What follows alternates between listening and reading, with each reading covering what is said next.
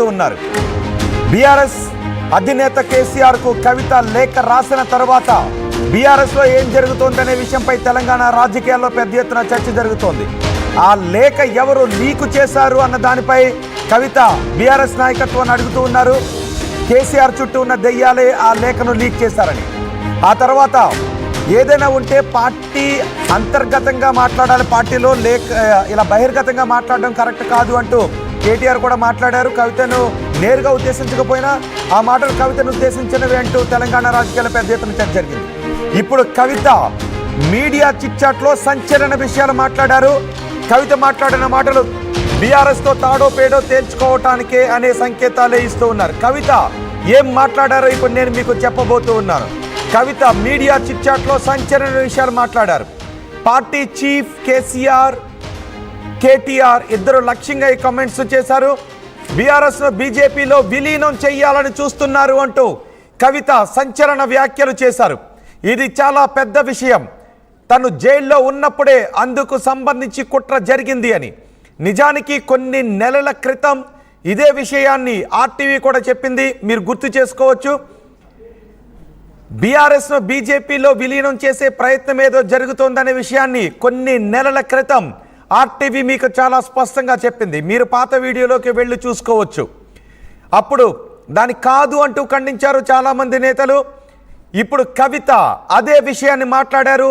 మీరు ఆ విషయాన్ని కూడా ఇప్పుడు పోల్చి చూసుకోవచ్చు. గతంలో ఆర్టీవీ ఏదైతే విషయాన్ని చెప్పిందో బీఆర్ఎస్ బీజేపీలో విలీనం చేసే ప్రయత్నం జరుగుతోంది అంటూ ఆర్టీవీ గతంలో చెప్పిన విషయాన్ని ఇక్కడ కవిత మళ్ళీ మాట్లాడారు, గట్టిగా చెప్పారు, చాలా సూటిగా చెప్పారు. బీఆర్ఎస్ బీజేపీలో విలీనం చేసే కుట్ర జరుగుతోంది అంటూ కవిత మాట్లాడారు.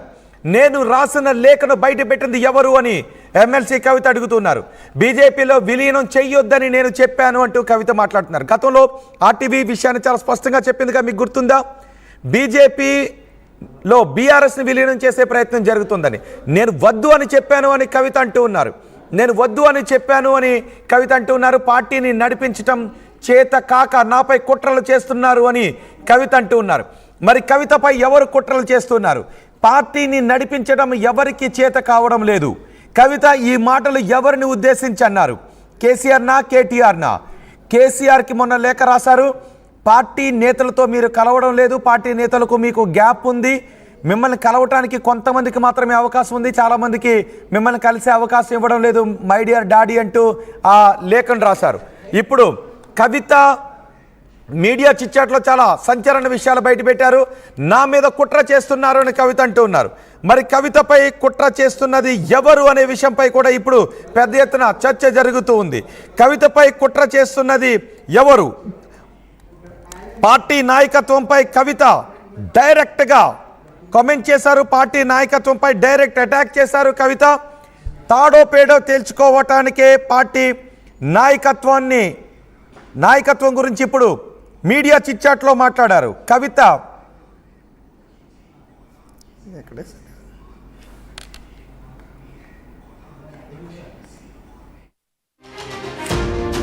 మాటలు ఒక్కసారి మనం ఆర్టీవీ స్క్రీన్ పైన చూస్తున్నాం.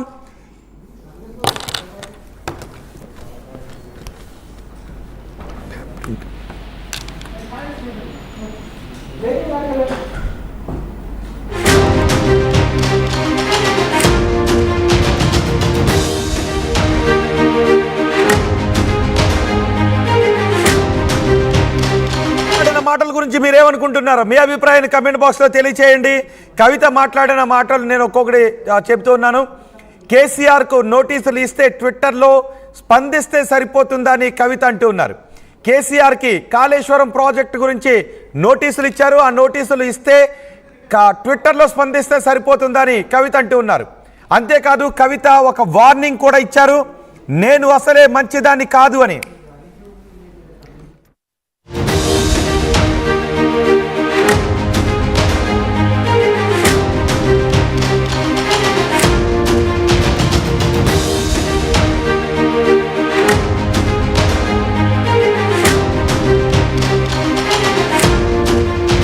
నేను అసలే మంచిదాన్ని కాదు అని కవిత వార్నింగ్ ఇస్తూ ఉన్నారు.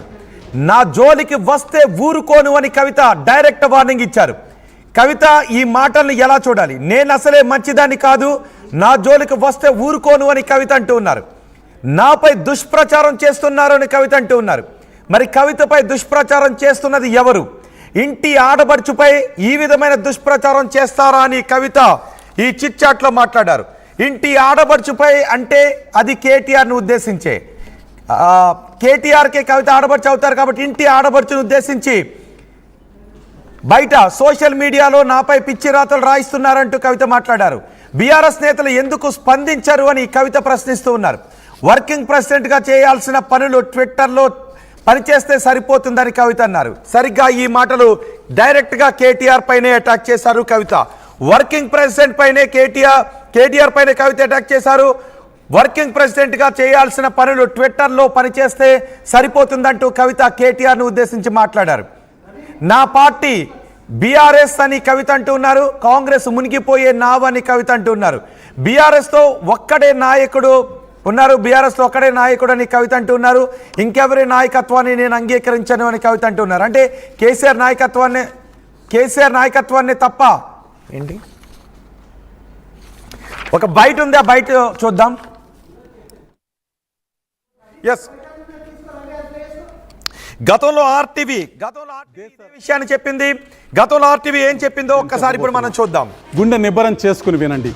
దేశంలో అతి పెద్ద ఉద్యమాన్ని తీసుకొచ్చిన పార్టీ, తెలంగాణ రాష్ట్ర కళను సాకారం చేసిన పార్టీ, తెలంగాణను 10 ఏళ్లకు పైగా పరిపాలించిన పార్టీ, ప్రధానమంత్రి మోదీకి ఎదురు నిలిచి పోరాడిన పార్టీ, ఎన్నికల నిధుల సమీకరణలో దేశంలోనే 4వ అతిపెద్ద పార్టీ.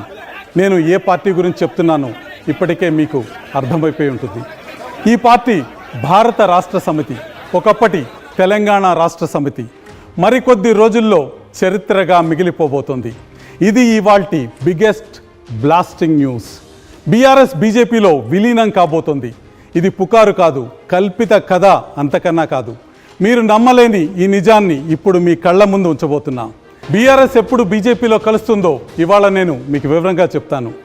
దీని పరిణామాలు ఏంటి, తెలంగాణ రాజకీయాల్లో ఈ విలీనం ఎలాంటి రాజకీయ ప్రకంపనలు తీసుకురాబోతుందో నేను మీకు వివరిస్తాను.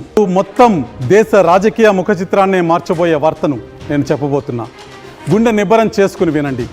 దేశంలో అతి పెద్ద ఉద్యమాన్ని తీసుకొచ్చిన పార్టీ, తెలంగాణ రాష్ట్ర కళను సాకారం చేసిన పార్టీ, తెలంగాణను 10 ఏళ్లకు పైగా పరిపాలించిన పార్టీ, ప్రధానమంత్రి మోదీకి ఎదురు నిలిచి పోరాడిన పార్టీ, ఎన్నికల నిధుల సమీకరణలో దేశంలోనే 4వ అతిపెద్ద పార్టీ. నేను ఏ పార్టీ గురించి చెప్తున్నానో ఇప్పటికే మీకు అర్థమైపోయి ఉంటుంది. ఈ పార్టీ భారత రాష్ట్ర సమితి, ఒకప్పటి తెలంగాణ రాష్ట్ర సమితి మరికొద్ది రోజుల్లో చరిత్రగా మిగిలిపోబోతోంది. ఇది ఇవాల్టి బిగ్గెస్ట్ బ్లాస్టింగ్ న్యూస్. బీఆర్ఎస్ బీజేపీలో విలీనం కాబోతోంది. ఇది పుకారు కాదు, కల్పిత కథ అంతకన్నా కాదు. మీరు నమ్మలేని ఈ నిజాన్ని ఇప్పుడు మీ కళ్ళ ముందు ఉంచబోతున్నా. బీఆర్ఎస్ ఎప్పుడు బీజేపీలో కలుస్తుందో ఇవాళ నేను మీకు వివరంగా చెప్తాను. దీని పరిణామాలు ఏంటి, తెలంగాణ